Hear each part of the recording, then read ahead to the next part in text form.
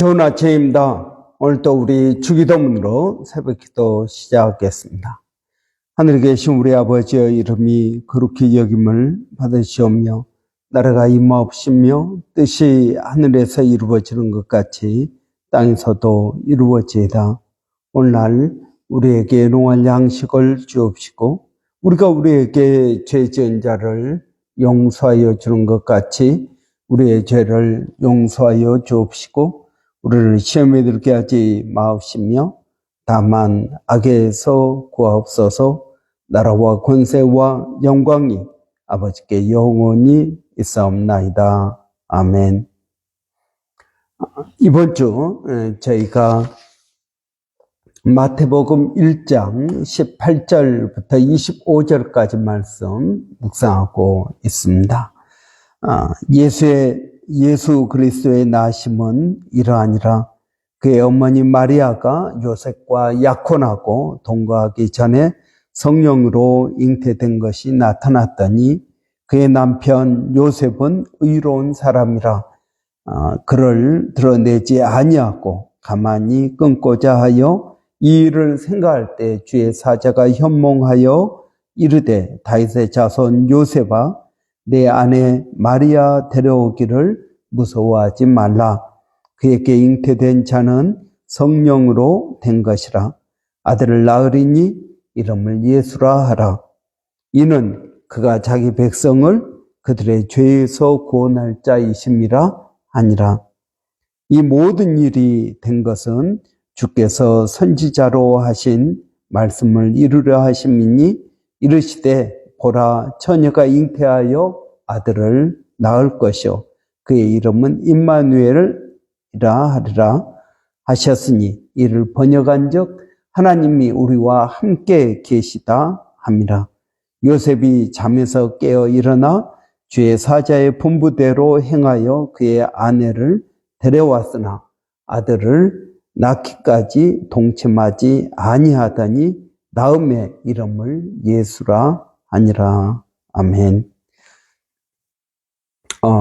이번 주 저희가 Father's Day를 맞이해서 아버지 요셉이라는 제목으로 우리가 말씀을 묵상하고 있습니다. 예수님의 육신의 아버지 요셉, 그는 오늘 본문에 보면 의로운 사람이라고 말씀하고 있습니다. 실제로 요셉은 예수님의 그러한 혈통적인 그러한 아버지는 아닙니다. 왜냐하면 예수님은 성령으로 잉태되었기 때문에 그렇습니다. 그럼에도 불구하고 예수님에게 있어서 요셉은 굉장한 역할을 했습니다. 마태복음 1장 1절은 이렇게 시작합니다. 아브라함과 다윗의 자손 예수 그리스도의 계보다라고 시작합니다. 아브라함과 다윗의 자손. 여러분, 예수님이 다윗의 자손이 될 수 있었던 이유는 무엇인가? 어떻게 해서 예수님이 다윗의 자손이 되는가? 그 이유는 오늘 본문에 나온 것처럼 요셉이 다윗의 자손이기 때문에 그렇습니다.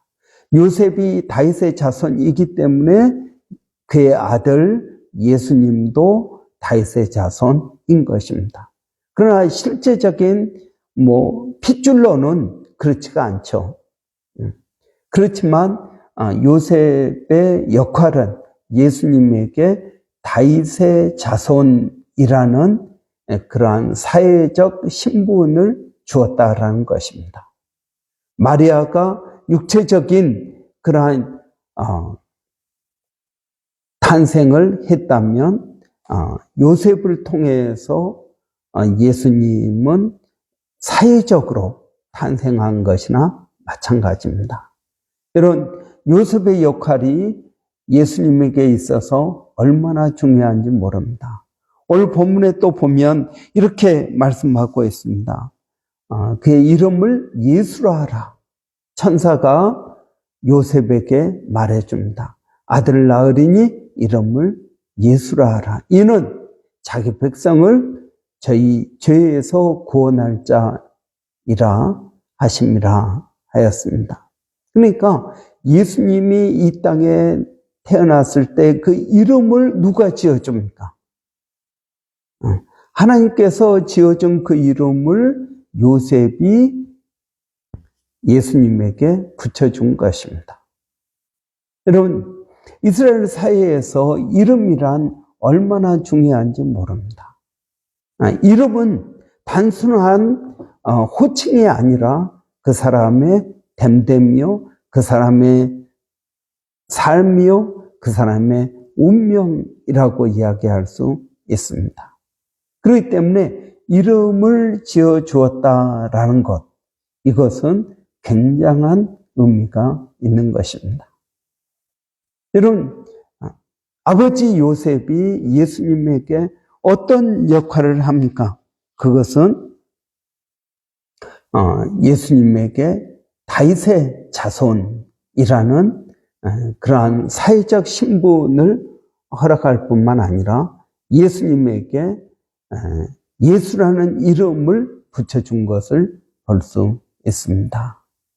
여러분, 우리의 아버지가 한 일은 무엇입니까? 우리에게 물려준 것은 우리가 이 세상을 살아갈 수 있도록 사회적인 신분을 우리에게 정해 주는 것입니다. 여러분, 실제적으로 예수님의 그런 가정 형편은 아주 좋지 않았을 것입니다. 보통 이름 앞에, 중동 지방에서는 이름 앞에 누구의 이름을 붙이느냐, 아버지의 이름을 붙이는 경우가 있고요, 이름 앞에 지명을 붙이는 경우가 있습니다. 지명을 붙이면 그 집안이 그렇게 썩 좋은 집안이 아니다. 여러분, 나사렛 예수라고 말합니다. 예수님을 요셉의 아들 예수라고 말하지 않고 나사렛 예수라고 말합니다. 나사렛 동네에 예수가 메시아다 하는 뜻입니다. 그러면 이것은 무엇을 말해주고 있습니까? 예수님의 그런 사회적 신분이 비록 다윗의 자손, 족보상으로는 다윗의 자손이지만 그 집안이 사회적으로 명성이 있거나 그리고 부자이거나 그러지 않았다라는 것입니다. 예수님께서 실제적으로 이 세상에 태어난 날이, 여러분, 우리는 크리스마스 12월 25일이라고 말하지만 여러분, 예수님께서 언제 태어났는지 정확하게 알지 못합니다. 왜 그렇습니까? 예수님께서 태어날 때 그것은 그렇게 중요한 일이 아니었다라는 것입니다. 아마 여러분, 황제의 아들이 태어났다면 그가 몇 월 며칠에 태어났다라고 기록해 놨을 것입니다. 그렇지만 예수님의 그런 탄생은 사람들이 눈여겨볼 만큼 중요하게 여기지 않았다라는 것입니다. 그럼에도 불구하고 여러분, 요셉을 통해서 예수님은 사회적 신분과 이름을 얻게 됩니다. 여러분, 부모가 자식에게, 특별히 아버지가 자식에게 해야 되는 일은 무엇입니까? 자식들의 삶의 포지션을 정해주는 것입니다. 그 사회적 신분을 정해주는 것입니다. 여러분, 지금은 이제 여러분 자유민주주의 시대이기 때문에 어떤 부모의 신분이 자식의 신분으로 그대로 이어지지는 않습니다. 물론 이제 경제적이나 사회적인 여러 가지 아버지의 그러한 후광, 이런 아버지 찬스 이런 말도 하지 않습니까? 그런 것들이 물론 전혀 없지는 않지만 그래도 여러분 많이 평등하고 많이 자유롭게 살고 있습니다. 그런데 예수님 시대 때는 그러지 않았다라는 것입니다. 아버지가 자식의 사회적 신분을 정해준다. 하나님께서 요셉을 예수님의 육신의 아버지로 세운 이유는 무엇입니까? 그것은 요셉이 다윗의 자손이었기 때문에 그렇습니다. 소경 바디메오가 예수님이 지나가시는 소식을 듣고 다윗의 자손 예수여 나를 불쌍히 여기소서. 다윗의 자손이라는 말은 무슨 말입니까? 다윗의 자손이라는 말은 메시아라는 말입니다. 다윗의 자손에서 메시아가 올 것이다. 여러분, 이스라엘은 지금도 그 메시아를 기다리고 있습니다. 다윗의 후손으로 올 그 메시아를 그들은 기다리고 있는 것입니다. 여러분, 예수님께서 이 땅에 오셨습니다. 그렇지만 예수님은 요셉을 통해서 오신 것입니다. 요셉이 예수님의 육신의 아버지인 것입니다. 여러분, 이 땅의 모든 육신의 아버지가 해야 되는 일은 자식에게 이름을 지어주는 것입니다. 그 이름을 지어줌으로써 그 이름의 뜻이 그의 인생에 이루어지기를 바라는 것입니다. 여러분, 이름이 얼마나 중요합니까? 사람들은 그 이름을, 좋은 이름을 여러분 낳기 위해서 장명소에 가서 짓기도 하고 그렇습니다. 그런데 여러분, 이름이 안 좋으니까 여러분 뭐 여러 가지 어려운 일이 있다 그래서 이름을 바꾸기도 합니다. 아버지가 자식의 이름을 지어줍니다. 그 말은 아버지가 자식의 삶을 정해준다라는 것입니다. 그 이름의 의미대로 살도록 이름을 지어준다라는 것입니다. 이런 오늘 본문에서 아버지 요셉은 예수님에게 그의 인생의 가장 중요한 두 가지를 해줍니다. 하나는 다윗의 자손이라는 신분을, 하나는 예수라는 이름을 붙여줍니다. 여러분, 이 두 가지가 실제적으로 예수님께서 어떻게 사셨고 어떻게 죽으셨고 어떻게 부활하셨는지를 말해주고 있는 것입니다. 예수, 자기 백성을 자기 죄에서 구원할 자이십니다.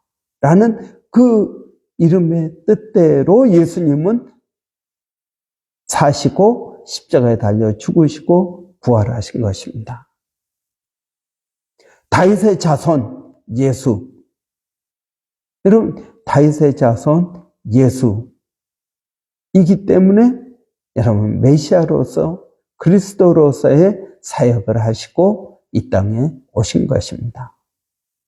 여러분, 저는 우리가 아버지입니다. 아버지가 해야 될 일은 여러분 여러 가지가 있지만 가장 중요한 일은 그 아들의 이름을 지어주는 것입니다.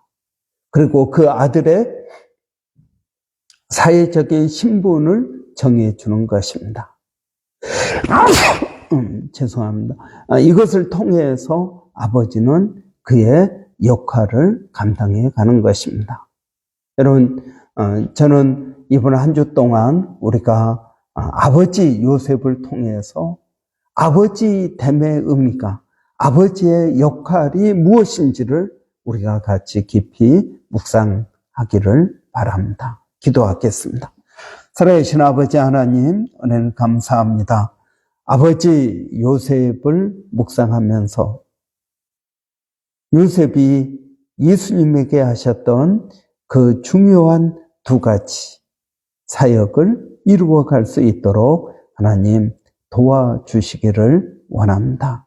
살아계신 아버지 하나님, 오늘도 저희가 기도하는 것은 사랑하는 성도들 어디에 있든 무엇을 하든 아버지로서, 우리 코프르 교회의 아버지로서 하나님 부끄러움 없이 살아갈 수 있도록 도와주시기를 원합니다.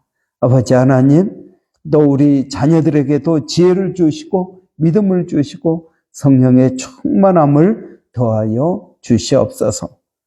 아버지, 오늘 또 몸된 교회를 성령으로 충만케 하여 주시고 아버지의 뜻이 하늘에서 이루어지는 것 같이 우리 교회 가운데 이루어지게 하여 주시기를 원합니다.